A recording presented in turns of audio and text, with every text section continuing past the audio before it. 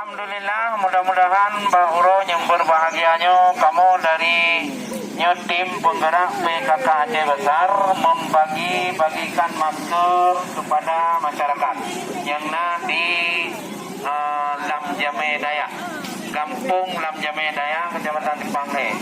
Jadi mari sama-sama kita kita ikuti anjuran atau himbauan dari kedokteran dan juga dari pemerintah untuk pencegahan COVID-19, virus corona yang masih melanda. Jadi supaya ikut dan cegah daripada ikut dapat teku apa. Jadi Pak Warung menanti untuk sementara nempuh jarak, jaga jarak, dan penting bagi kita yang memeduk dan jaga keluarga.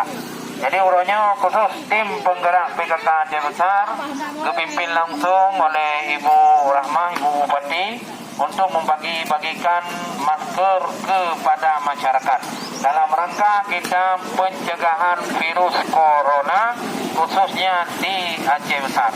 Mudah-mudahan di samping kamu mensosialisasi kepada masyarakat juga kesadaran kita yang pemaduk dalam rangka kita hadapi virusnya.